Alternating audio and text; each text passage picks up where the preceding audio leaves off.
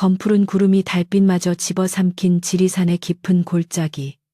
뼈를 깎는 듯한 삭풍만이 앙상한 나뭇가지를 흔들며 기괴한 비명을 질러대는 밤이었다. 그 칠흑 같은 어둠 속에서 하얀 서리가 내려앉은 차가운 바위 위에 버려진 핏덩이 하나가 목이 터져라 울어대고 있었으니 그 처절한 울음소리는 마치 생의 마지막을 알리는 장송곡과도 같았다. 어디선가 피냄새를 맡고 몰려든 굶주린 늑대 무리가 푸르스름한 안광을 번뜩이며 아이를 애워싸고 있었는데 놈들의 입가에서 떨어지는 끈적한 침이 바위 위로 투둑투둑 떨어지며 소름 끼치는 소리를 냈다. 크르르. 늑대 우두머리가 참을 수 없다는 듯 날카로운 송곳니를 드러내며 아이의 연약한 목덜미를 향해 뒷다리에 힘을 주어 도약하려는 찰나. 대지를 뒤흔드는 뇌성병력 같은 포효 소리가 고막을 찢을 듯이 터져나오며 산천초목을 벌벌 떨게 만들었다. 순식간에 늑대 우두머리의 몸이 거대한 앞발에 치여 낙엽처럼 저만치 날아가 처박혔고 놈의 단말마 비명조차 들리지 않을 만큼 압도적인 기세가 주위를 장악했다. 늑대들이 혼비백산하여 꼬리를 말고 도망친 자리에는 산만한 덩치의 백호 바후 한 마리가 위풍당당하게 서서 거친 숨을 몰아쉬고 있었으니 그 모습은 실로 산군 산준이라 불리기에 부족함이 없는 위엄이었다. 눈처럼 하얀 털 위에는 검은 줄무늬가 붓으로 그린 듯 선명하게 새겨져 있었고 이마에 새겨진 왕왕자는 달빛을 받아 신비로운 광채를 뿜어내고 있었다. 백호는 호박색 눈동자를 굴려 발치에 놓인 작은 생명체를 내려다보았는데 그 눈빛에는 짐승의 살기가 아닌 기이한 연민과 호기심이 서려 있었다. 아이는 거대한 짐승의 출현에도 불구하고 울음을 그치기는커녕 더욱 악을 쓰며 울어댔고 고사리 같은 손을 허공에 휘저으며 무엇이라도 잡으려 애쓰고 있었다. 백호는 거칠고 뜨거운 콧김을 아이의 얼굴에 뿜어내며 조심스럽게 다가가 킁킁거리고 냄새를 맡았는데 아이의 몸에서는 젖비린내와 함께 희미하게 남아 자신과 같은 야생의 기운이 느껴지는 듯했다. 어미를 잃은 것이냐 아니면 버림받은 것이냐. 호랑이는 마치 인간의 말을 하듯 낮은 그르렁 소리를 내며 아이의 볼을 까칠한 혀로 핥아주었는데 그 거친 감촉에 아이는 거짓말처럼 울음을 뚝 그치고 방긋 웃으며 호랑이의 굵은 수염을 덥석 움켜쥐었다.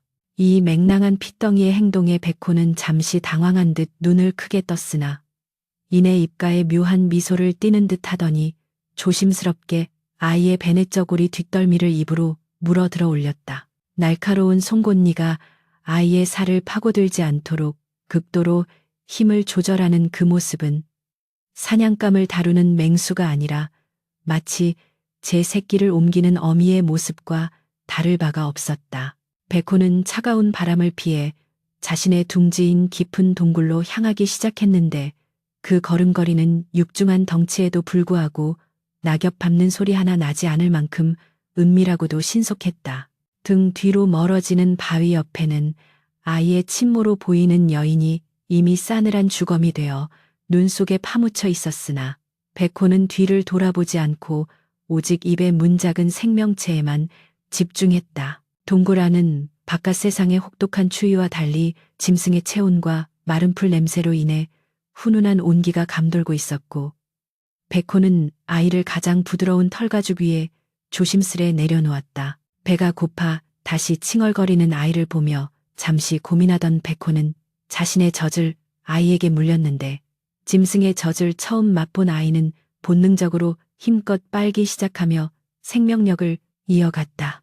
인간의 아이가 호랑이의 젖을 먹고 자란다는 것은 천지개벽 이래 듣도 보도 못한 일이었으나 지리산의 영물인 백호에게는 이것이 운명이 정해준 인연임을 직감적으로 알고 있었다.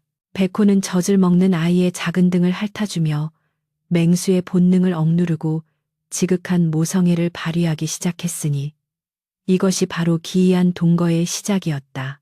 계절이 수없이 바뀌어 봄에는 진달래가 흐드러지고 겨울에는 설경이 천하를 뒤덮기를 몇 해 핏덩이였던 아이는 어느새 다부진 체격의 소년으로 자라나 있었다. 소년은 인간의 말을 배우기보다 호랑이의 울음소리로 감정을 표현하는 법을 먼저 익혔고, 두 발로 걷기보다 네 발로 기어 산비탈을 오르는 것이 더 익숙했다.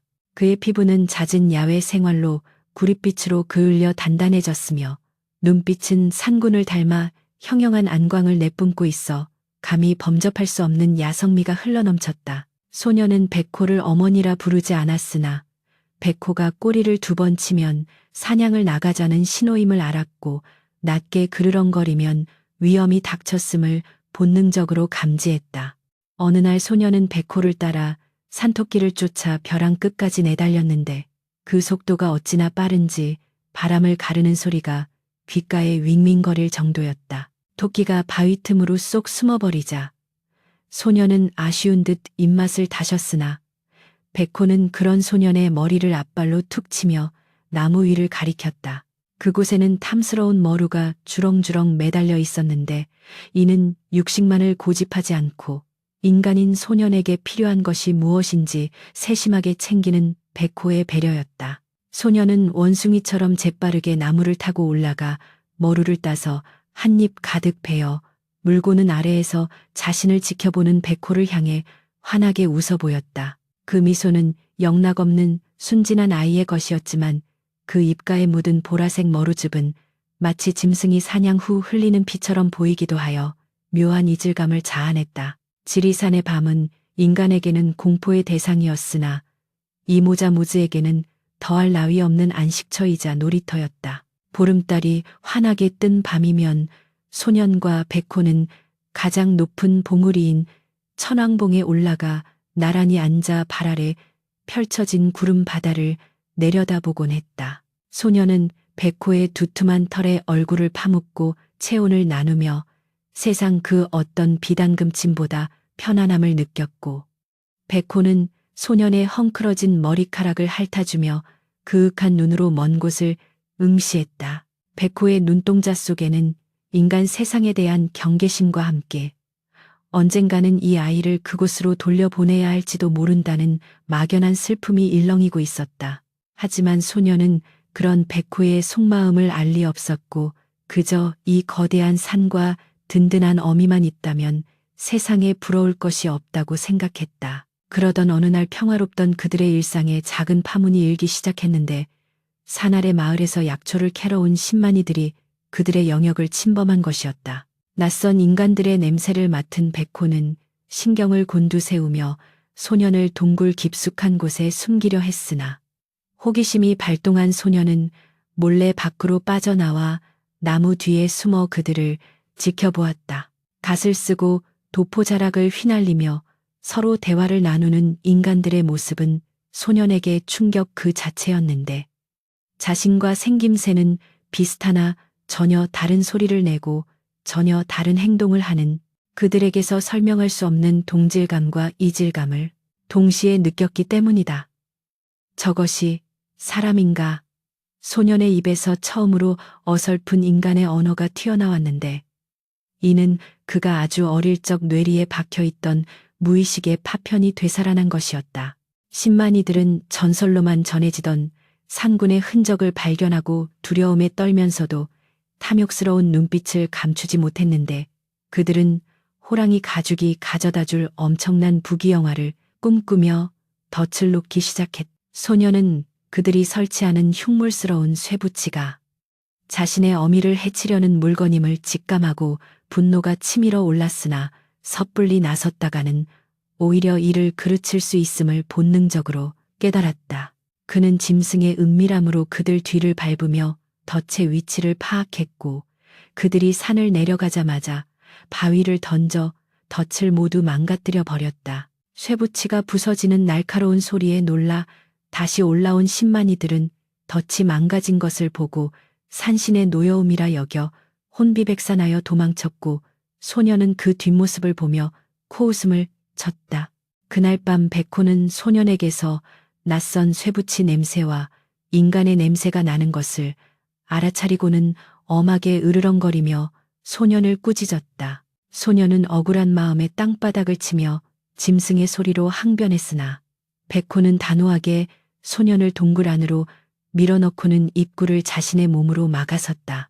그것은 단순한 꾸지람이 아니라 인간 세상과의 접촉이 가져올 비극을 누구보다 잘 알고 있는 어미의 애타는 보호 본능이었다. 소녀는 어미의 깊은 뜻을 다 헤아리지 못한 채 서운함에 등을 돌리고 누웠지만 잠결에 들려오는 백호의 한숨 소리에 가슴 한구석이 아려오는 것을 느꼈다. 그것은 짐승의 소리가 아닌 자식을 걱정하는 어미의 인간적인 탄식과도 같았기 때문이다. 며칠 후 비가 억수같이 쏟아지는 날이었는데 천둥 번개가 칠 때마다 동굴 안이 번쩍이며 기괴한 그림자를 만들어냈다. 소녀는 비를 피하기 위해 동굴 깊숙이 들어와 웅크리고 있었는데 우연히 동굴 구석에 쌓여 있던 낡은 헝겊 뭉치를 발견하게 되었다. 그것은 자신이 갓난아기 때 입고 있었던 피와 흙투성이가 된 베네저고리였는데 백호가 버리지 않고 소중히 간직해 온 것이었다. 소녀는 떨리는 손으로 그 작고 보잘것없는 옷을 집어들었고 그 순간 머릿속에서 희미한 기억들이 주마등처럼 스쳐 지나갔다. 따뜻했던 품, 부드러운 자장가 소리, 그리고 비명과 함께 끊어진 기억의 파편들이 소년의 머리를 강타하며 극심한 두통을 불러일으켰다. 으아악 소년은 머리를 감싸쥐고 고통스러운 비명을 질렀고 놀란 백호가 달려와 소년을 품에 안았다. 백호의 따뜻한 체온이 전해지자 소년의 발작은 서서히 잦아들었지만 그의 눈빛은 이전과는 확연히 달라져 있었다. 야성의 빛으로만 가득했던 눈동자에 자아즈워라는 깊은 우물이 생긴 것이다. 소녀는 베네저고리를 가슴에 품고 백호를 올려다보며 물기 어린 눈으로 물었다.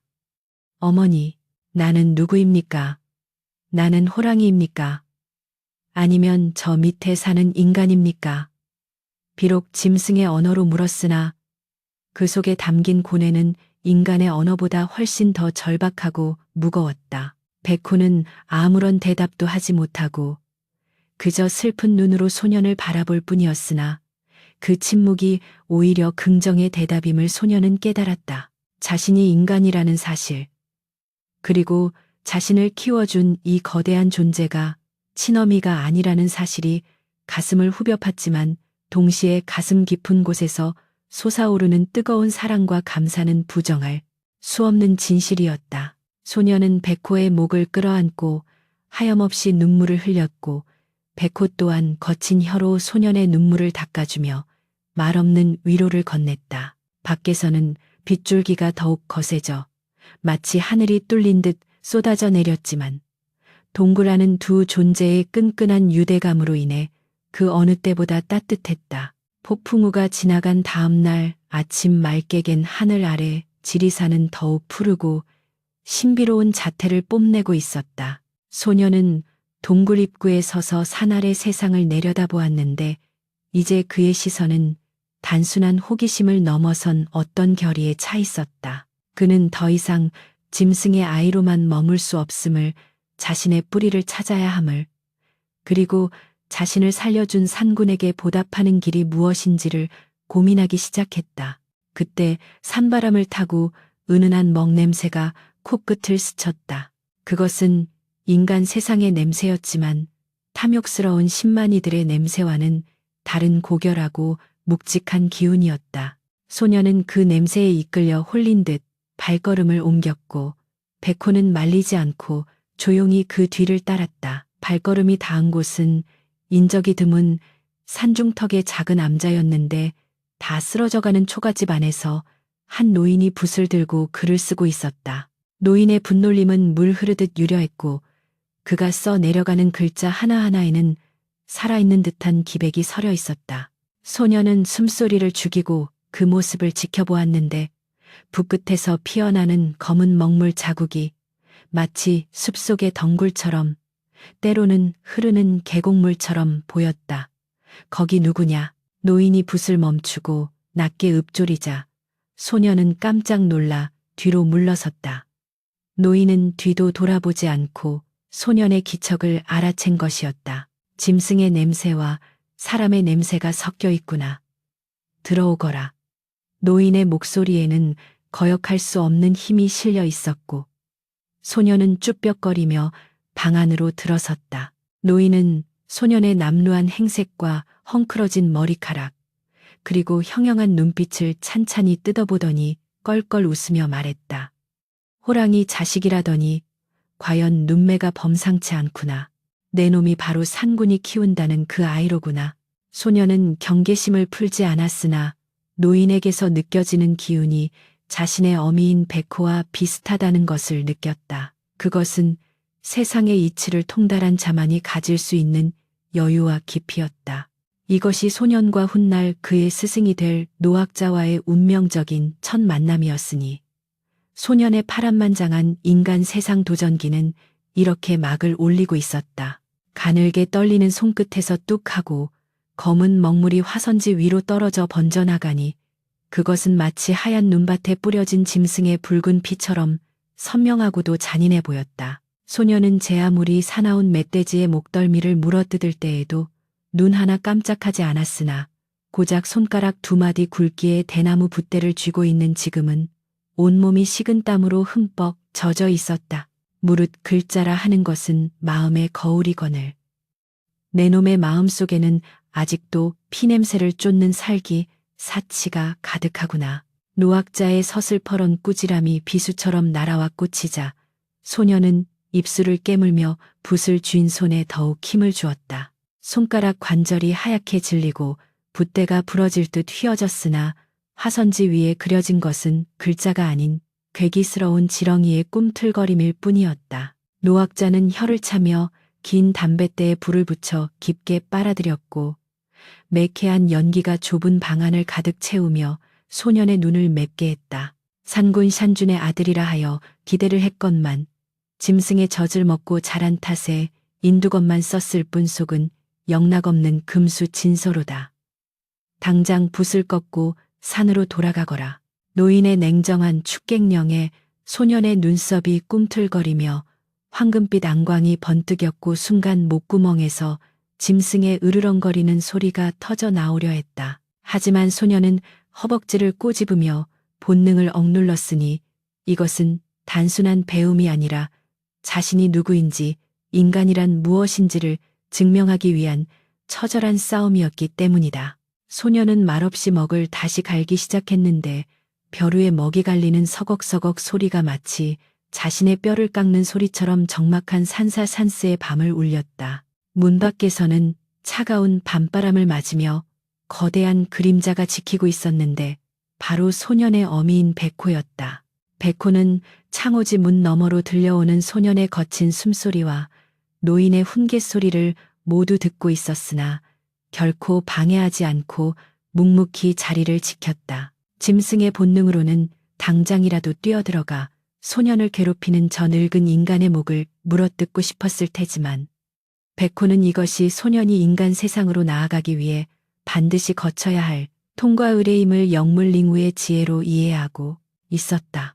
밤새 내린 눈이 백호의 등 위에 수북이 쌓여 작은 언덕을 이루었어도 백호는 미동도 하지 않은 채 오직 소년이 있는 방 쪽만을 응시하며 뜬 눈으로 밤을 지새웠다. 계절이 수차례 바뀌어 암자 주변의 벚나무가 꽃비를 뿌리고 다시 앙상한 가지를 드러내기를 반복하는 동안 소년의 분놀림은 점차 거친 야성을 벗고 유려한 필치로 변모해 갔다. 처음에는 붓을 창처럼 휘두르며 종이를 찢어밟기던 소년이 이제는 먹물의 농단을 조절하여 난초의 부드러운 곡선을 그려낼 줄 알게 되었다. 소년은 낮에는 산을 타며 약초를 캐고 택감을 구해 노인을 봉양했고 밤에는 등잔불 아래서 논어와 맹자를 읽으며 성현들의 가르침을 스펀지처럼 빨아들였다. 짐승의 감각을 지닌 덕분에 소년의 집중력은 타의 추종을 불허했고 한 번 본 글자는 절대 잊지 않는 비상한 기억력은 노학자를 전율케 만들었다. 스승님, 인란이란 무엇입니까? 어느 날 밤 소년이 책을 덮으며 진지하게 묻자 노인은 잠시 침묵하다가 창밖을 가리켰다. 저 밖에서 너를 기다리는 어미를 보거라. 짐승이 매도 제 핏줄이 아닌 너를 거두어 먹이고 네가 인간의 길을 갈 수 있도록 추위를 견디며 기다려주지 않느냐. 그것이 바로 어진 마음 즉 있는 이니라. 소녀는 문을 열고 밖을 내다보았는데 늙고 쇠약해진 백호가 웅크리고 앉아 졸고 있는 모습이 눈에 들어왔다. 화려했던 윤기는 사라지고 털은 거칠어졌으며 날카롭던 이빨도 무뎌진 늙은 어미의 모습에 소년의 가슴 속에서 뜨거운 것이 울컥 치밀어 올랐다. 소녀는 깨달았다. 자신이 배운 모든 글과 도리가 결국 저 늙은 호랑이의 헌신 위에서 피어난 꽃임을. 그러던 어느 날 한양에서 내려온 관리가 산속에서 길을 잃고 헤매다 우연히 암자에 들르게 되었다. 관리는 노학자를 알아보고 깜짝 놀라 큰 절을 올렸는데 알고 보니 노인은 과거 조정에서 직언을 하다 간신들의 모함을 받아 귀양을 왔던 대제학 다티헉 출신의 거목이었다. 관리는 노인에게 복권, 후견의 기미가 없음을 안타까워하며 세상 돌아가는 이야기를 전해주었는데 지금 조정은 외척들의 바로로 구군이 기울고 백성들의 삶은 도탄에 빠져 있다는 것이었다. 소녀는 부엌에서 차를 다리며 그들의 대화를 엿들었고 처음으로 자신이 사는 산 밖의 세상이 얼마나 병들고 썩어 있는지를 알게 되었다. 호랑이가 없는 굴에 여우가 왕노릇을 한다더니 딱 그 꼴이구나. 노인의 탄식 섞인 한마디가 소년의 가슴에 불을 지폈다. 관리가 떠난 후 소녀는 며칠 동안 식음을 전폐하고 바위 위에 앉아 깊은 생각에 잠겼다. 자신의 뿌리를 찾고 싶다는 개인적인 열망과 병든 세상을 구하고 싶다는 대다이, 그리고 늙은 어미를 두고 떠나야 한다는 죄책감이 뒤엉켜 그의 머릿속을 어지럽혔다. 백호는 그런 소년의 곁에 다가와 툭 치며 사냥해 온 산토끼를 내려놓았는데 마치 너는 네가 해야 할 일을 하라고 등을 떠미는 듯했다. 소년은 떨리는 손으로 백호의 거친 털을 쓰다듬으며 결심을 굳혔다. 어머니, 제가 세상에 나가 이 썩은 판을 뒤집고 짐승보다 못한 인간들에게 진짜 도리가 무엇인지 보여주겠습니다. 그리고 반드시 성공하여 어머니를 모시러 오겠습니다. 소년이 출사 주씨의 뜻을 밝히자 노학자는 낡은 괴짝에서 귀하게 아껴두었던 붓 한 자루와 자신이 젊은 시절 입었던 도포를 꺼내주었다. 이 붓은 호미 후에, 즉 호랑이 꼬리털로 만든 붓이다. 네가 글을 쓸 때마다 너를 키운 산군을 생각하고 그 기백으로 불의와 타협하지 말거라. 소녀는 스승에게 큰 절을 올리고 붓을 받아 품에 깊이 갈무리했다. 이제 떠날 시간이었다. 소녀는 자신이 자란 동굴로 돌아가 마지막 밤을 보내기로 했는데 동굴 안에는 어릴 적 맡았던 젖비린내와 짐승의 누린내가 섞여 묘한 향수를 자극했다. 그는 짐승처럼 네 발로 기어 백호의 품을 파고들었고 백호는 다 큰 자식을 품느라 비좁아진 자리를 내어주며 골골송을 불렀다. 새벽 안개가 자욱하게 깔린 이른 아침 소녀는 괴나리 보찜을 메고 동굴을 나섰다. 백호는 깰 기척이 없었으나 소녀는 어미가 자는 척하고 있음을 숨소리만 듣고도 알 수 있었다. 차마 작별 인사를 하면 발길이 떨어지지 않을 것 같아 소녀는 눈물을 머금고 도망치듯 산을 내려오기 시작했다. 바스락거리는 낙엽 소리가 유난히 크게 들렸고 등 뒤에서 느껴지는 시선이 따가웠지만 그는 뒤를 돌아보지 않았다. 부디 만수무강하십시오. 제 이름이 천하에 울려 퍼지는 날 다시 돌아오겠습니다. 소녀는 마음속으로 수천 번 되뇌며 이를 악물고 걸음을 재촉했다. 산 아래 마을 어귀에 다다랐을 때 소년의 앞을 가로막는 기이한 바람이 불어왔다.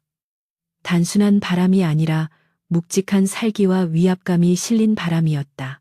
소년이 본능적으로 고개를 들어 뒤를 돌아보니 저 멀리 산등성이 바위 위에 거대한 백호가 우뚝 서서 자신을 내려다보고 있었다. 늙고 병들었다고 생각했던 백호의 눈빛은 예전의 산군 시절처럼 다시금 형형하게 빛나고 있었고 그 모습은 마치 천하를 호령하는 장수의 기상과도 같았다. 백호는 크아앙하고 산천이 떠나가라 포효를 질렀는데 그것은 작별의 인사가 아니라 내 뒤에는 내가 있다는 든든한 응원의 함성이었다. 소년이 다시 길을 떠나 험준한 고갯길에 접어들었을 때였다. 이상하게도 산짐승들이 소년의 앞길을 피해 미리 도망가는 기색이 역력했고 숲속의 적막이 평소와 다르게 무거웠다. 소년은 짐승의 감각으로 자신의 뒤에 무언가가 따라오고 있음을 감지했다. 그것은 적에가 없는 하지만 은밀하고도 강력한 기척이었다. 설마 하는 마음에 소년이 숲속 덤불을 향해 누구요 하고 소리쳤으나 돌아오는 것은 바람에 흔들리는 나뭇가지 소리뿐이었다. 하지만 소년은 알 수 있었다. 20리를 걸어오는 동안 단 한 번도 끊이지 않고 자신의 발자국 소리에 맞춰 들려오던 미세한 그 소리의 정체를. 날이 저물어 주막도 없는 산속에서 노숙을 해야 할 처지가 되자 소년은 바위 밑에 자리를 잡고 마른 나뭇가지를 모아 불을 피웠다. 타닥타닥 타오르는 불꽃을 바라보며 외로움이 밀려오려는 찰나 어둠 속에서 불쑥 멧돼지 한 마리가 피를 흘리며 소년의 발치로 굴러떨어졌다. 방금 숨이 끊어진 듯 따뜻한 온기가 남아있는 사냥감이었다. 소년이 놀라 고개를 들자 어둠이 짙게 깔린 숲속에서 푸른 한광 두 개가 슥 나타났다 사라졌다. 어머니, 소년의 입에서 탄식이 흘러나왔다. 늙은 백호는 아들을 홀로 험한 세상에 보낼 수 없어 병든 몸을 이끌고 그림자처럼 아들의 뒤를 밟으며 호위하고 있었던 것이다. 소년은 멧돼지 고기를 잘라 불에 구우며 허공을 향해 소리쳤다. 나오십시오. 같이 드십시다. 왜 거기서 궁상맞게 숨어 계십니까? 그러나 백호는 모습을 드러내지 않았고 대신 어둠 속에서 들려오는 거친 숨소리만이 대답을 대신했다. 소년은 눈물을 뚝뚝 흘리며 고기를 씹어 삼켰다. 자신이 가는 이 길이 단순한 입신양명의 길이 아니라 짐승인 어미가 인간인 아들에게 바치는 숭고한 희생의 길임을 뼈저리게 느꼈기 때문이다. 소년은 다짐했다. 이 늙은 호랑이의 등골을 빼먹고 자란 빚을 갚기 위해서라도 반드시 장원급제하여 어미를 편안히 모시겠노라고. 다음 날부터 소년의 발걸음은 달라졌다. 더 이상 두려움도 망설임도 없었다. 등 뒤에는 천하무적의 산군이 지키고 있었고 품 안에는 스승이 준 호미필 후회빛이 있었다. 소년이 한양으로 가는 길목인 문경세제 도랭 입구에 도착했을 때 마을 사람들은 웅성거리며 그를 만류했다. 젊은이 지금 고개 넘으면 제명에 못 죽네. 악명 높은 산적대가 진을 치고 있어 관군도 못 지나가는 판이야. 사람들의 겁에 질린 경고에도 소년은 픽 웃으며 보찜을 고쳐맸다. 걱정 마시오. 내게는 천만군마보다 든든한 길동무가 있으니. 소년이 고개를 향해 발을 내디디자 마을 사람들은 미친 사람이라며 혀를 찼다. 그러나 그들은 보지 못했다. 소년이 지나간 자리 뒤로 바람처럼 스쳐 지나가는 거대한 백호의 잔상을, 그리고 숲속의 새들조차 숨을 죽이게 만드는 압도적인 살기가 문경세제를 향해 뻗어나가고 있음을. 이제 전설의 서막이 올랐고 산적들은 자신들이 누구를 건드렸는지 꿈에도 모른 채 죽음의 그림자를 맞이할 준비를 하고 있었다. 소년과 호랑이 이 기묘한 콤비의 한양행은 단순한 과거 여행이 아니라 부패한 세상을 향한 거침없는 진격이 될 것이었다. 새도 날아서 넘기 힘들어 쉬어간다 하여 이름 붙여진 문경세제 깅챙졸랭. 그 험준한 산새는 마치 하늘을 찌를 듯 솟아오른 칼날 같았고 골짜기마다 서린 짙은 안개는 한치 앞을 분간할 수 없게 만들었다. 깎아지른 절벽 사이로 난 좁은 길은 사람의 발길보다는 산짐승의 발자국이 더 어울리는 곳이었으며 휘몰아치는 산바람 소리는 마치 억울하게 죽은 귀신들의 통곡처럼 들려와 지나는 이의 오금을 저리게 했다. 소년은 보찜끈을 단단히 움켜쥐고 그 사지스 뒤로 발을 들여놓았는데 그의 등 뒤로는 눈에 보이지 않는 거대한 기운이 묵직하게 깔려 있어 산새들조차 숨을 죽이고 비켜날 정도였다. 그러나 고개 중턱 가장 음습하고 그늘진 마당바위 근처에 이르자 숲의 정막을 깨고 비릿한 피냄새와 함께 살기등등한 쇳소리가 울려 퍼졌다. 이게 누구신가? 간덩이가 부어 배 밖으로 나온 놈이 제 발로 호랑이 아가리에 머리를 들이미는구나. 바위 뒤와 나무 위에서 시커먼 복면을 한 사내들이 우르르 쏟아져 나와 소년의 앞뒤를 가로막았는데 그 수요가 좋기 20명은 넘어 보였다. 그들은 악명 높은 흑풍채 해fon자의 산적들로 관군조차 토벌을 포기했을 만큼 잔혹하기로 소문난 자들이었다. 두목으로 보이는 한쪽 눈에 길게 칼자국이 난 거구의 사내가 녹슬어 이가 빠진 환도 대다를 어깨에 걸치며 비릿한 웃음을 흘렸다. 가진 것을 모두 내놓고 옷까지 벗고 기어가면 목숨만은 살려주마. 허나 빈털털이라면 내 놈의 간을 꺼내 술안주로 삼아야겠구나. 소녀는 겁에 질리기는커녕 오히려 입가에 묘한 미소를 띠며 그들을 쏘아보았는데 그 눈빛이 어찌나 형형한지 산전수전 다 겪은 산적 두목조차 순간 등골이 서늘해짐을 느꼈다. 길을 비키시오. 나는 한양에 가서 나라의 녹을 먹을 몸이니 그대들과 실랑이 할 시간이 없어. 소년의 당돌한 대꾸에 산적들은 잠시 멍하니 있다가 이내 배를 잡고 낄낄거리며 비웃음을 터뜨렸다. 하하하 이놈이 글공부를 하다 미쳤나 보구나. 저승에 가서 염라대왕 앞에서나 벼슬을 하거라. 두목의 눈짓과 함께 졸개들이 몽둥이와 칼을 휘두르며 소년에게 덤벼들었다. 소년은 무예를 배운 적은 없었으나 10수년간 험준한 지리산을 내 발로 기어다니며 익힌 짐승의 감각이 몸에 배어 있었다. 날아오는 몽둥이를 마치 원숭이처럼 재빠르게 피하고 칼날이 스치는 찰나의 순간에 몸을 비틀어 바위 위로 뛰어올랐다. 잡아라.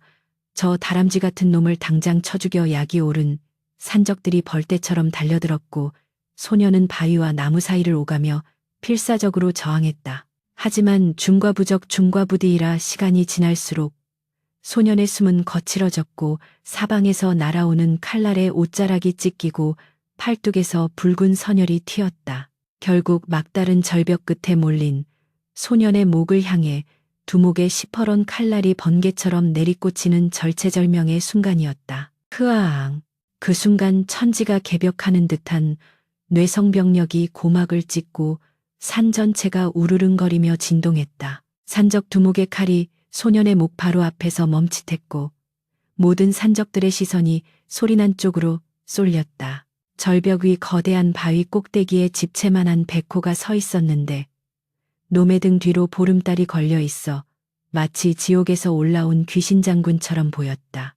백호의 눈에서는 푸른 인광이 뿜어져 나왔고 벌어진 입 사이로 드러난 송곳니는 섬뜩한 살기를 머금고 있었다. 산군이다 호랑이다. 산적들이 비명을 지르며 뒷걸음질 쳤으나 이미 늦은 뒤였다. 백호는 바람처럼 아니 바람보다 더 빠르게 절벽을 뛰어내려 산적들의 한가운데로 착지했다. 육중한 덩치가 땅에 닿는 순간 흙먼지가 폭풍처럼 일어났고 그 충격파에 가까이 있던 산적 서너 명이 낙엽처럼 날아갔다. 백호가 앞발을 가볍게 휘두르자 뼈 부러지는 소리와 함께 장정들이 비명도 못 지르고 곤두박질 쳤고 꼬리로 후려치자 쇠몽둥이를 든 자들이 허리가 꺾여 나동그라졌다. 그것은 싸움이라기보다는 일방적인 응징이자 자연의 거대한 힘 앞에 놓인 인간의 무력함을 보여주는 참혹한 광경이었다. 칼이나 창 따위는 백호의 두꺼운 가죽을 뚫지 못했고 오히려 튕겨나가 산적들의 공포심만 극대화할 뿐이었다. 소녀는 멍하니 그 광경을 바라보았다. 늙고 병들었다고 생각했던 어미가 자식을 지키기 위해 마지막 생명력을 불태우며 상군의 위용을 되찾은 모습이었다. 백호는 피비린내 나는 사륙 속에서도 교묘하게 소년이 있는 쪽으로는 피 한 방울 튀지 않게 막아서고 있었으며 소년에게 다가오려는 자들은 가차없이 목덜미를 물어 던져버렸다. 두목은 공포에 질려 오줌을 지리면서도 도망치려 했으나 백호가 단숨에 도약하여 그의 앞을 가로막았다. 백호가 콧김을 뿜으며 낮게 그르렁거리자 두목은 칼을 버리고 바닥에 넙죽 엎드려 살려달라고 빌었다. 백호는 그를 죽이는 대신 귀청이 떨어질 듯한 포효를 한 번 더 질러 혼을 빼놓았고 산적들은 혼비백산하여 무기를 버리고 뿔뿔이 흩어져 도망쳤다. 소란이 잦아들고 다시 고요가 찾아온 문경세제에는 달빛만이 처연하게 비추고 있었다. 백호는 거친 숨을 몰아쉬며 소년에게 다가왔다. 그르렁 그르렁. 백호의 숨소리에는 쇳소리가 섞여 있었고 하얀 털 곳곳에는 산적들의 칼에 스친 상처와 핏자국이 얼룩져 있었다. 소년은 털썩 주저앉아 엉금엉금 기어가 백호의 목을 끌어안았다. 어머니, 어찌하여. 이 못난 자식이 뭐라고. 소년의 뜨거운 눈물이 백호의 털을 적셨고 백호는 까칠한 혀로 소년의 뺨에 묻은 흙먼지와 피를 정성스럽게 핥아주었다. 그때 백호가 갑자기 무릎을 굽히고 엎드리더니 소년에게 등을 내어주었다. 타라고 하는 신호였다. 소년은 주저했으나 백호가 고개를 돌려 재촉하는 눈빛을 보내자 떨리는 몸으로 늙은 어미의 등에 올라탔다. 백호는 소년을 태우고 다시 몸을 일으켰는데 다리가 미세하게 후들거리는 것이 느껴졌다. 소년은 백호의 등 가죽을 꽉 움켜쥐고 얼굴을 묻었다. 그 등은 어릴 적 놀이터였던 때보다 훨씬 야위어 뼈마디가 느껴졌지만 세상 그 어떤 말, 안장보다 따뜻하고 든든했다. 백호는 어둠이 깔린 산길을 달리기 시작했다. 예전처럼 바람을 가르는 속도는 아니었지만 묵직하고 거침없는 발걸음으로 한양을 향해 나아갔다. 달빛 아래 호랑이의 등에 탄 선비의 실루엣이 그림자처럼 산길을 스쳐 지나갔다. 소년은 어미의 등에서 전해져 오는 불규칙한 심장 박동 소리를 들으며 맹세했다. 지금 흐르는 이 눈물을 뼈에 새겨 반드시 세상의 정점에 서겠노라고. 그리고 자신의 권력이 아닌 이 거룩한 짐승의 희생이 헛되지 않게 세상을 바른 길로 돌려놓겠노라고. 밤새 산을 넘은 백호는 한양 도성 심리 박숲 속에 이르러서야 멈춰섰다. 동이 트기 시작한 하늘 아래 멀리 숭례문에 웅장한 기와 지붕이 보였다. 소년이 등에서 내려오자 백호는 지친 기색이 역력한 눈으로 소년을 한참 동안 응시했다. 그리고는 앞발로 툭 소년의 보찜을 도성 쪽으로 밀었다. 가라. 이제부터는 너의 세상이다라고 말하는 듯 했다. 소년은 큰 절을 올리고 싶었으나 백호가 싫어할 것을 알기에 꾹 참고 허리를 숙여 깊은 눈맞춤을 했다. 다녀오겠습니다. 금방, 아주 금방 다녀오겠습니다. 소년이 뒤를 돌아 걸어가기 시작하자 백호는 그 자리에 석상처럼 앉아 아들의 뒷모습이 인파 속으로 사라질 때까지 지켜보았다. 도성에 들어선 소년의 행색은 말이 아니었다. 찢어진 도포와 헝클어진 머리, 흙투성이가 된 신발은 영락 없는 거지 꼴이었다. 화려한 비단 옷을 입고 말을 타고 지나가는 한양의 유생들이 코를 막으며 그를 피해갔지만 소년은 기죽지 않았다. 그의 눈에는 백호의 기백이 서려 있었고 그의 부통 속에는 산군산준의 혼이 담긴 붓이 들어 있었다. 과거 시험장인 성균관 정준관 앞은 전국에서 몰려든 인파로 북새통을 이루고 있었는데 소년이 접수처로 다가가자 깐깐하게 생긴 관리가 그를 위아래로 훑어보며 비웃음을 날렸다. 내놓은 꼴을 보니 그른커녕 붙잡는 법이나 알겠느냐. 썩 물러가라. 설상가상으로 소년이 품을 뒤져보았으나 시험장에 들어가기 위해 꼭 필요한 수험패패가 보이지 않았다. 아까 산적들과의 싸움 중에 바위 틈에 떨어뜨린 모양이었다. 패도 없는 놈이 감히 과거장을 기웃거려 여봐라. 이 미친놈을 당장 끌어내라. 포졸들이 달려들어 소년의 팔을 낚아챘다. 소년은 억울함에 몸부림치며 소리쳤으나 거대한 권력의 벽 앞에서 힘없는 시골 선비의 외침은 공허한 메아리일 뿐이었다. 놓으시오. 나는 시험을 보러 왔소. 내 실력으로 증명하겠소. 소년이 바닥에 내동댕이 쳐지는 순간 절망감이 먹구름처럼 밀려왔다. 여기까지 어떻게 왔는데. 어미가 목숨 걸고 지켜준 길인데 이렇게 허무하게 끝날 수는 없었다. 바로 그때 군중을 가르고 기이한 바람이 불어왔다.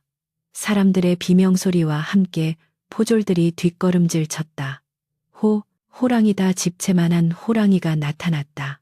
소년이 고개를 번쩍 들자 저만치 인파 속에서 늙은 백호가 천천히 걸어오고 있었다. 사람들은 공포에 질려 홍해처럼 갈라졌고 백호의 입에는 흙 묻은 나무 패 하나가 물려 있었다. 백호는 쓰러진 소년 앞으로 다가와 입에 물고 있던 패를 툭 떨어뜨렸다. 그것은 소년이 잃어버렸던 수험패였다. 산적들과 싸웠던 그 바위 틈까지 다시 돌아가 찾아온 것이었다. 백호는 포졸들을 향해 크르릉하고 낮은 소리를 내며 이빨을 드러냈는데 그 서슬에 놀란 포졸들은 창을 떨어뜨리고 엉덩방아를 타섰다. 백호는 소년을 한 번 쳐다보더니 다시 바람처럼 숲속으로 사라졌다. 순식간에 벌어진 일이라 사람들은 이것이 꿈인지 생시인지 분간조차 하지 못했다. 멍하니 앉아있던 소년은 떨리는 손으로 침이 묻은 수험패를 집어들었다. 아직도 따뜻한 어미의 온기가 남아있었다. 소년은 패를 가슴에 품고 벌떡 일어섰다. 그의 눈에서 불꽃이 일었다. 이제 그를 막을 수 있는 것은 아무것도 없었다. 소년은 당당하게 걸어 관리의 면상에 패를 내밀었다. 여기 패가 있소. 길을 비키시오.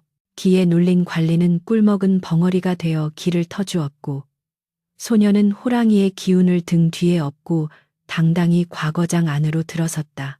과거장 커른자의 아침 햇살이 창검처럼 쏟아져 내렸으나 수천 명의 유생들이 빽빽하게 들어찬 광장에는 숨막히는 긴장감만이 감돌아 한겨울 서리보다 차가웠다. 전국 팔도에서 내로라 하는 인재들이 모인 이곳은 붓 한 자루로 천하를 논하고 자신의 운명을 가르는 소리 없는 전장이었다. 비단 도포를 차려입고 기름진 얼굴을 한 양반 자제들은 저마다 값비싼 벼루와 먹을 꺼내놓고 거드름을 피웠으나 그 한 구석에 쭈그리고 앉은 소년의 행색은 초라하기 그지없었다.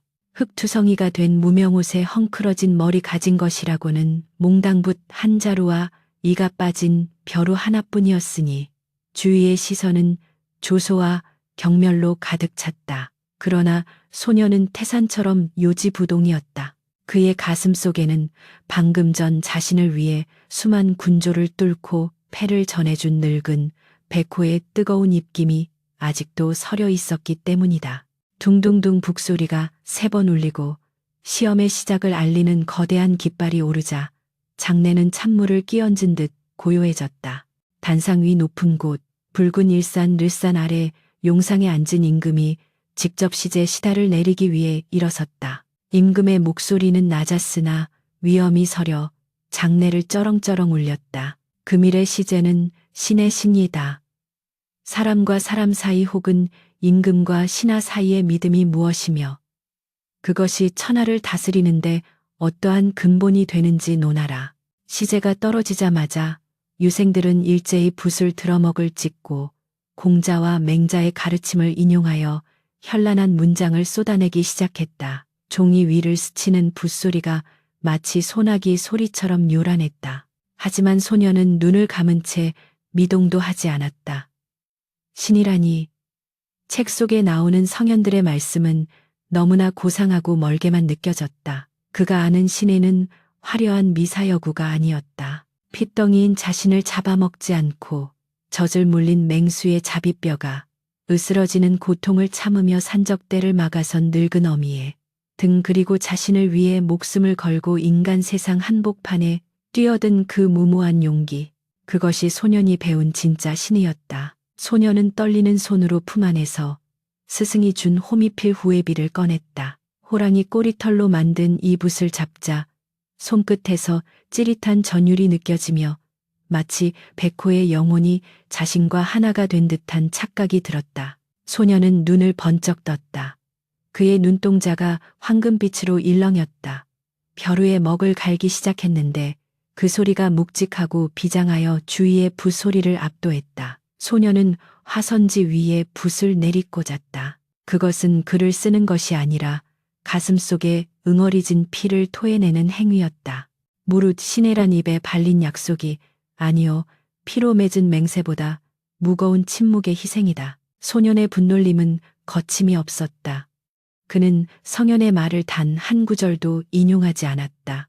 대신 지리산 깊은 골짜기의 차가운 바람과 그 속에서 피어난 짐승과 인간의 기이한 사랑을 담담하게 그려나갔다. 인간에게 버림받은 아이를 거둔 것이 사람이 아닌 짐승이었다는 역설말은 통하지 않아도 심장이 맞닿아 통했던 교감, 그리고 자식의 앞길을 위해 자신의 모든 것을 불태우고 사라져간 늙은 호랑이의 뒷모습까지 글자 하나하나가 살아서 꿈틀거렸고 먹물은 마치 백호의 눈물처럼 종이 깊숙이 스며들었다. 옆자리에서 곁눈질하던 유생이 소년의 기세에 눌려 붓을 떨어뜨릴 정도였다. 소년은 울면서 썩고 쓰면서 울었다. 화선지 위로 떨어진 눈물이 먹물과 섞여 번졌으나 그 번짐마저도 하나의 처절한 예술이 되어 문장에 깊이를 더했다. 시간이 흘러 해가 뉘엿뉘엿 넘어가고 마감 북소리가 울려 퍼졌다. 소년은 마지막 마침표를 찍고 붓을 내려놓았다. 탈진한 듯 온몸에 힘이 빠졌으나 가슴속은 태풍이 지나간 뒤에 하늘처럼 맑게 개어 있었다. 제출된 수천 장의 답안지가 산더미처럼 쌓였고 시관 시험관들은 밤을 새워 채점을 시작했다. 대부분의 답안지는 천편일률적인 내용 일색이라 시관들의 하품 소리가 끊이지 않았다. 허, 다들 공자왈, 맹자왈, 앵무새처럼 똑같은 소리만 하는구려. 늙은 대제학이 혀를 차며 답안지를 넘기던 중 갑자기 손을 멈칫했다. 이것은 대체. 대제학의 손이 가늘게 떨렸다. 악필인 듯하면서도 기운이 생동하는 기이한 필체 규격에 얽매이지 않은 파격적인 문장. 그리고 그 속에 담긴 절절한 사연이 읽는 이의 심장을 후벼 팠기 때문이다. 그는 눈을 비비고 다시 읽어보았으나 읽을수록 가슴이 먹먹해지고 눈시울이 뜨거워짐을 느꼈다. 전학계에 올려야 한다. 이것은 단순한 글이 아니다. 천하를 울릴 명문이다. 대제학은 소년의 답안지를 떨리는 손으로 받쳐들고 편전으로 향했다. 깊은 밤 편전의 촛불 아래서 임금은 소년의 답안지를 읽고 또 읽었다. 만인지상, 만른지상의 자리에 있어 감정을 쉬이 드러내지 않던 임금의 눈가에도 물기가 맺혔다. 짐승도 이러한데 하물며 사람이매랴. 짐이 그동안 신하들에게서 들었던 충종과 신신이 얼마나 껍데기뿐인 허상이었는지를 이 이름 없는 선비가 깨우쳐 주는구나. 임금은 붓을 들어 답안지 위에 붉은 점을 찍었다. 장원 정년 수석 합격이었다. 다음 날 합격자를 발표하는 방방내 펑방리가 열렸다.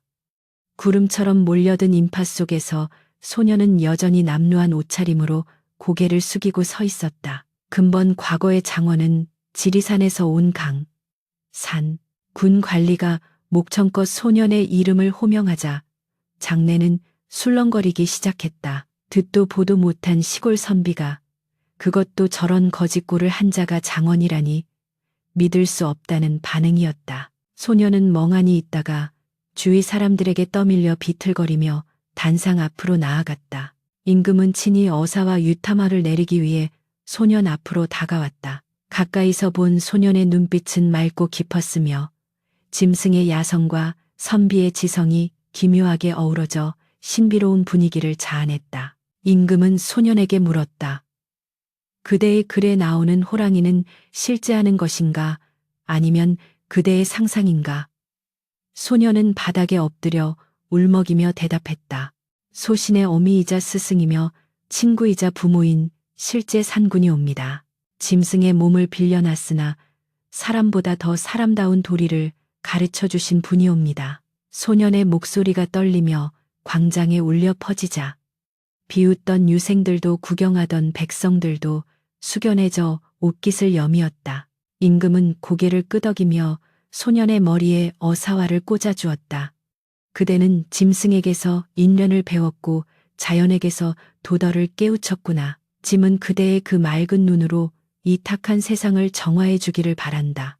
임금의 따뜻한 격려에 소녀는 참았던 오열을 터뜨렸다. 그것은 기쁨의 눈물이 아니라 지금 이 영광스러운 자리에 함께하지 못한 차가운 숲속 어딘가에 홀로 있을 백호에 대한 사무치는 그리움 때문이었다. 장원 급제한 소녀는 관례에 따라 백마를 타고 한양 거리를 행진하는 육아 요제를 돌게 되었다. 화려한 비단 옷으로 갈아입고 머리에는 종이꽃을 꽂은 채 말 위에 오른 소년의 모습은 그야말로 헌원장부 행캔장부였다. 거리마다 사람들이 쏟아져 나와 꽃가루를 뿌리며 환호했고 처자들은 소년의 수려한 외모에 얼굴을 붉혔다. 악공들이 풍악을 울리고 광대들이 춤을 추며 축제 분위기가 고조되었지만 소년의 시선은 화려한 거리나 환호하는 군중을 향하지 않았다. 그는 오직 북쪽 자신이 걸어온 문경세제 너머 지리산 쪽 하늘만을 하염없이 바라보고 있었다. 어머니 보고 계십니까? 아들이 해냈습니다. 약속을 지켰습니다. 그때였다. 왁자지껄한 소음 너머로 아주 희미하게 하지만 소년의 귀에만 또렷하게 들리는 소리가 있었다. 어흥, 바람결에 실려온 그 소리는 분명 백호의 울음소리였다. 소년은 황급히 고개를 돌려 인파 속을 샅샅이 뒤졌다.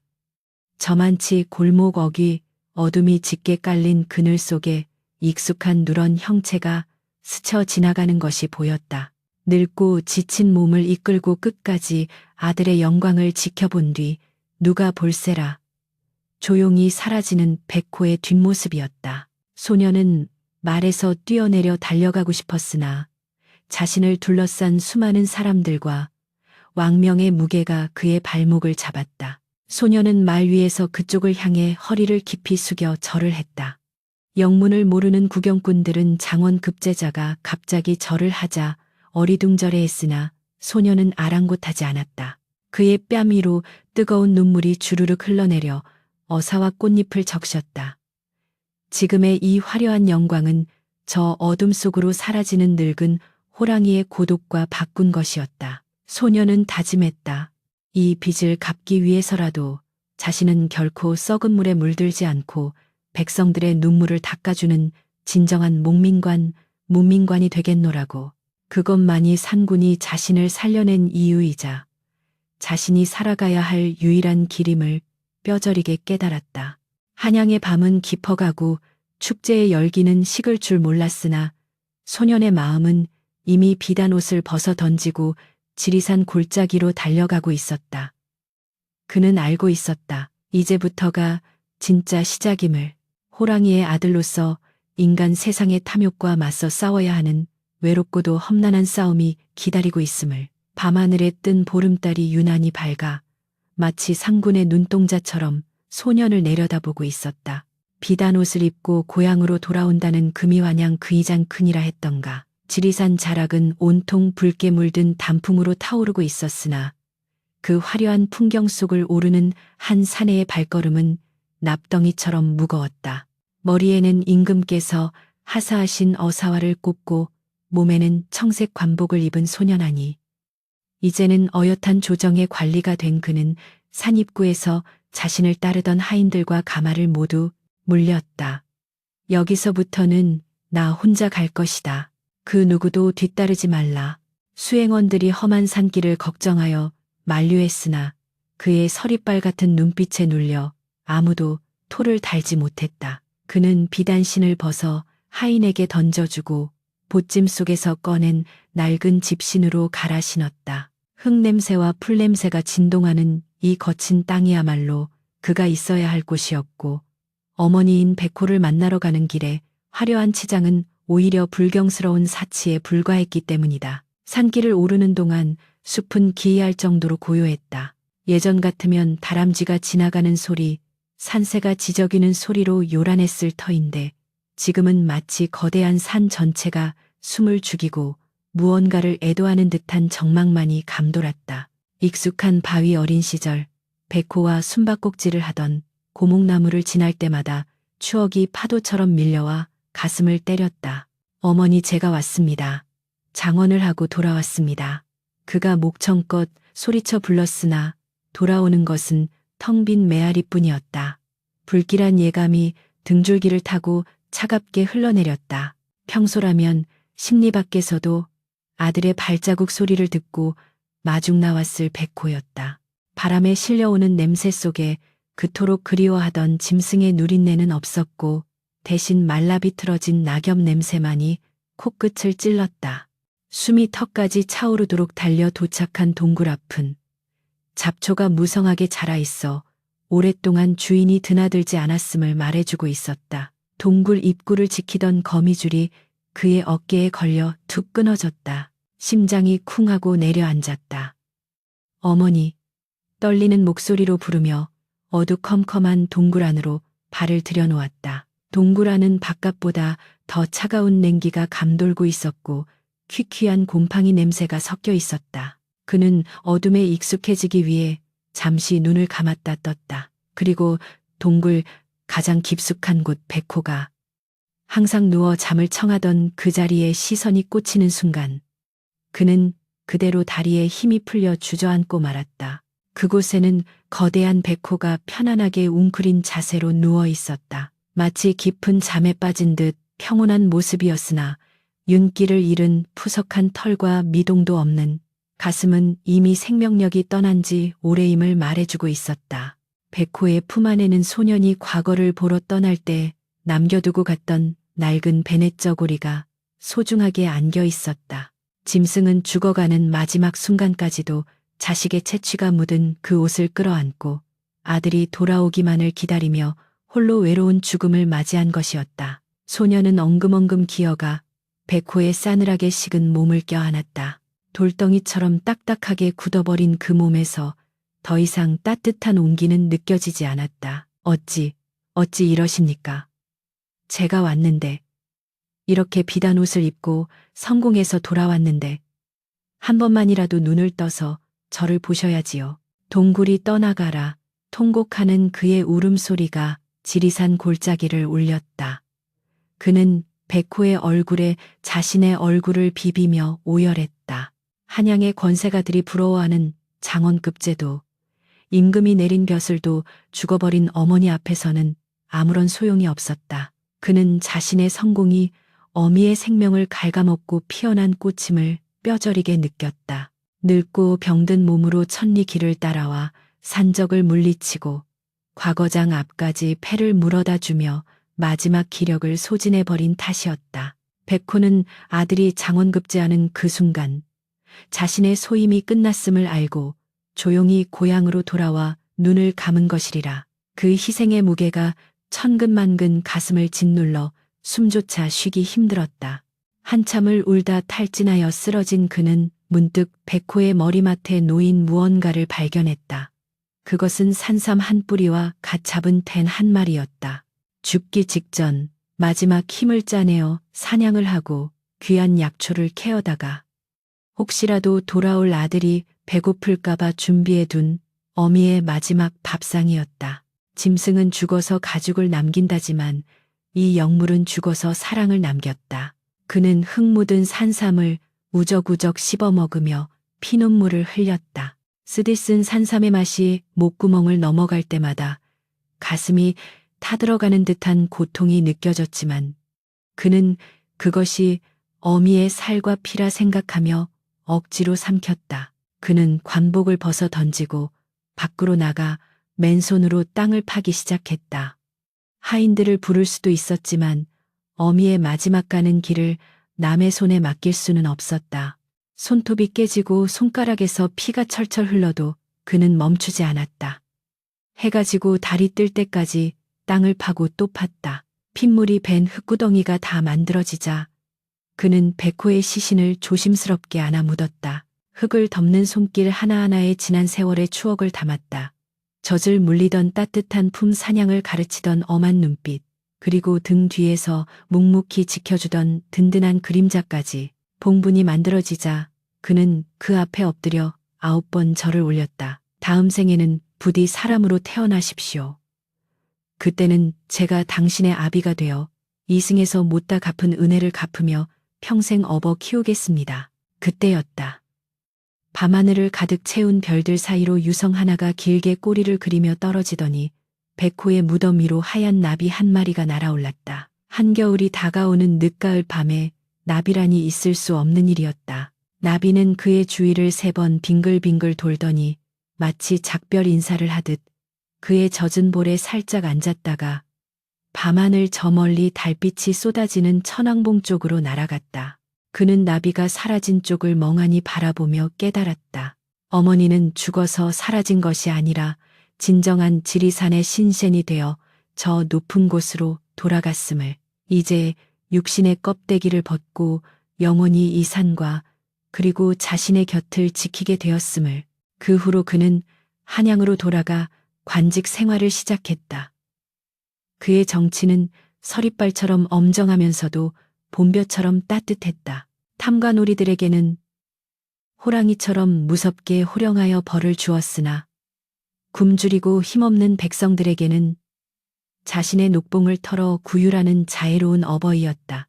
조정 대신들은 그를 두려워하면서도 존경하여 호상호상, 즉 호랑이 재상이라 불렀다. 그가 판결을 내릴 때면 죄인들은 감히 거짓을 고하지 못했는데 그의 눈빛에서 인간이 아닌 맹수의 기운이 서려 있어 등골을 오싹하게 만들었기 때문이라는 소문이 돌았다. 그는 평생 비단옷을 즐겨 입지 않았으며 산의 진미가 차려진 잔치상 앞에서도 검소하게 식사했다. 그리고 매년 가을 첫서리가 내리는 날이면 만사를 제쳐두고 홀로 지리산으로 내려가 며칠씩 머물다 오곤 했다. 사람들은 그가 산속에 숨겨둔 보물이라도 있는 줄 알았으나 그가 찾는 것은 오직 낡은 무덤 하나뿐이었다. 세월이 흘러 그도 백발이 성성한 노인이 되어 은퇴할 때가 되었다. 그는 임금에게 사직 상소를 올리고 미련 없이 도성을 떠나 지리산 자락에 작은 초가집을 짓고 은거했다. 어느 눈 내리는 겨울밤 화롯가에 앉아 옛 붓을 손질하던 노인의 귀에 익숙한 소리가 들려왔다. 어흥, 아주 먼 곳에서 들려오는 듯 혹은 마음속에서 울리는 듯한 그 소리에 노인은 미소를 지으며 방문을 열었다. 밖에는 한방눈이 펑펑 쏟아지고 있었는데 눈 덮인 마당 위에 찍힌 거대한 호랑이 발자국이 대문에서부터 노인의 방문 앞까지 이어져 있었다. 노인은 집신을 신고 뜰로 내려서서 허공을 향해 따뜻한 입김을 불며 말했다. 오셨습니까? 많이 기다렸습니다. 노인은 지팡이를 짚고 눈보라 속으로 걸어 들어갔다. 그의 뒷모습 옆으로 눈에는 보이지 않으나 분명히 존재하는 거대한 백호의 형상이 나란히 걷고 있었다. 두 그림자는 눈발 속에 섞여 서서히 희미해지더니 이내 지리산의 깊고 푸른 숲속으로 완전히 사라졌다. 그 후 마을 사람들은 종종 산속에서 호랑이 울음소리와 함께 늙은 선비의 글 읽는 소리가 들려온다고 전했다. 상군의 아들이 다시 산으로 돌아가 영원한 전설이 된 것이다.